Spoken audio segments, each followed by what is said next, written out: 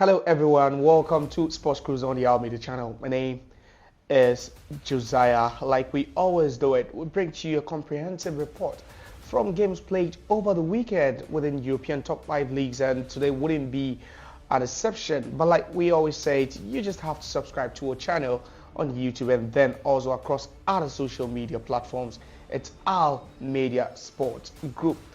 Just join our channel, subscribe, and then also just hit the notification button.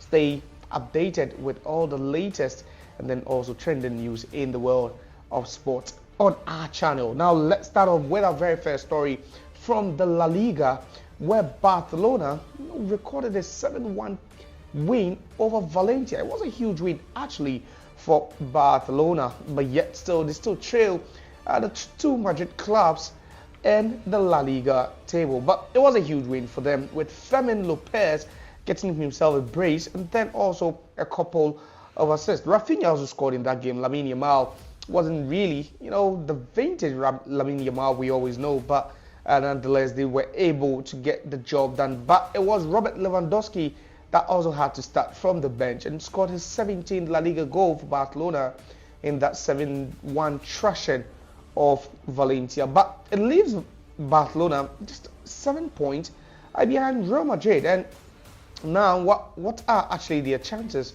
of leapfrogging or even overtaking Real Madrid as far as the La Liga table is concerned? So it was a huge win. Barcelona still continued as the highest scoring European side, or the highest scoring team in European top 5, or within the European top 5 leagues, if I should put it, adding 7 more goals to the already goals they've scored. So they've already scored a chunk of goals, with the goals being shared between Robert Lewandowski, Rafinha scoring a couple, and then also even, we've also seen Lamine Yamal also score a couple of goals for them. Dani Olmo has been also part of the scorers, with other players also, joining the scoring train. But it's been Robert Lewandowski leading the attack for them since the start of the season. And you can recall when he scored his 16th goal in the La Liga. Now he had to add up to his tally, which is quite good, because Robert Lewandowski is outright top scorer for not just the La Liga, but then also for the UEFA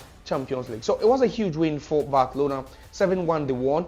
But then what are their chances now of closing in on Real Madrid? Real Madrid also won over the weekend against Real Valladolid, with Kylian Mbappe scoring all 3 goals in that game. But you look at how good Barcelona had been, despite the fact that in their last 6-7 La Liga games, they've lost to teams like Las Palmas, Atletico Madrid, and then also Leganes. Will they close in on Real Madrid? Is that win a statement win? Does that send any signals to the Los Blancos, telling them that their arch rivals are actually hunting them and right on their tails, just breathing down their necks and trying to catch up with them? 7 points is quite a gap. It's 2 between Atletico Madrid and then Barcelona. But then between Real Madrid and Barcelona, it is a whooping 7 points. Do you think before the end of the season, Barcelona will end up catching up with Real Madrid? Let's still remain in the Spanish La Liga, because Real Madrid were on fire when they traveled to Real Valladolid over the weekend. A huge win. And Kylian Mbappe ended up getting his 22nd goal for Real Madrid since joining last summer. So yeah, you could talk about the fact that his Real Madrid career didn't start off on the note you'd be expecting, but scoring 22 goals even before February is quite an achievement, because we've not seen so many, even the prolific scorers in the history of the game, back 22 goals for the new size they've joined in a season. So Kylian Mbappe had to add up to his tally. He's already scored 19 goals heading into that game against Real Valladolid. Now, people actually question, the decision of Carlo Ancelotti playing Vinicius Jr. together with Kylian Mbappe in the same lineup, because we've all known Kylian Mbappe not to have been, or not to be, an out-and-out striker, because during his days at Paris Saint-Germain, he always loved to drift in from the left-hand side. So now he's been asked to station himself as a number 9, and that's why he's really struggled this season, to get in the goals for Real Madrid. Now, going into that game against Real Valladolid, there was no Vini Jr., which actually allowed Kylian Mbappe some sort of freedom to roam through the middle. And playing as a number 9, he scored his first ever hat-trick for Real Madrid against Real Valladolid. It was just so easy, for the French international. He just bagged the goal, he bagged the second, and then in the dying minutes of that game, he had to dispatch, a penalty so coolly to grab his first ever hat-trick for Real Madrid, which meant that he had to walk away with a match ball. But do you think Kylian Mbappe is better off playing as a number 9 for Real Madrid, or he even tries better when there's Vinicius or there's no Vinicius Jr. in the lineup? Like we witnessed at Real Valladolid, there was no Vinicius Jr. Kylian Mbappe had to, just take the bull by the horns and grab all the goals for Real Madrid. Is he going to be Real Madrid's most important player entering into the latter part of the season? Or you think with the reintroduction of Vini Jr. from injury, then Vini Jr. could be their savior and hero? Now to the English Premiership, where Manchester United got themselves a very rare win at the Craven Cottage against Fulham. So it was a good win for them. Lisandro Martinez scoring again. So he's been in some excellent form since Ruben Amorim was appointed as the manager of Manchester United. The last time in the Europa League, that was on Thursday against Rangers, he gave beautiful assist to Bruno Fernandes to score the winning goal for Manchester United in that 2-1 win. So he's been great. And then also in that game at Anfield in the Premier League, we all saw the kind of goal he scored. It was a wonderful, lovely goal he scored against Liverpool in that 2-2 draw. So Lisandro Martinez has been awesome since Ruben Amorim, became manager of Manchester United. But let's talk about that goal he scored against Fulham. It was a belter. It was a world-class goal, which means that, he's really finding his form under the new manager. Yes, others are struggling as far as the 3-back system is concerned, but for Lisandro Martinez, he's played in that position, quite a number of times, even under Ten Hag at Ajax, and then also even, with the Argentine national team. So he's not really new to that position. But after the game, there were some comments from the manager of Manchester United, Ruben Amorim, making the headline. So he was asked about the omission of Marcus Rashford from the matchday squad.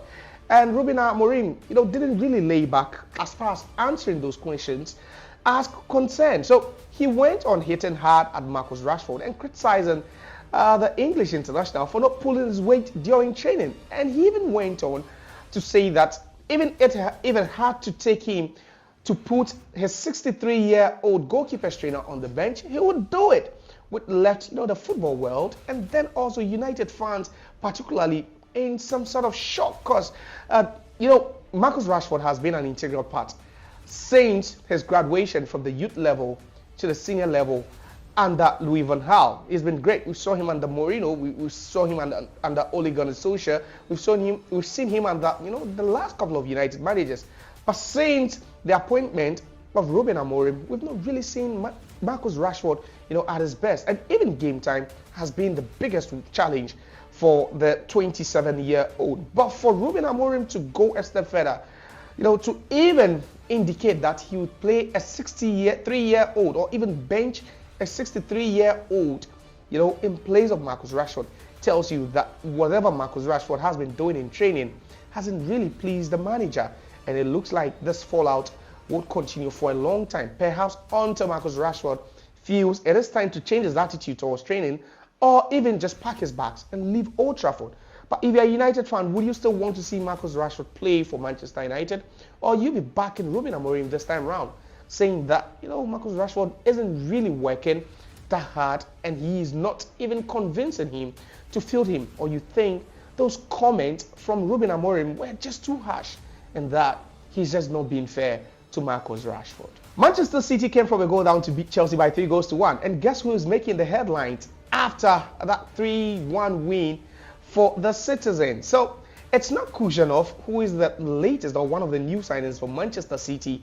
It happens to be Chelsea's goalkeeper. That's Robert Sanchez. He put up a disaster class of a performance in that 3-1 defeat to Manchester City. So Chelsea started the game on a good note.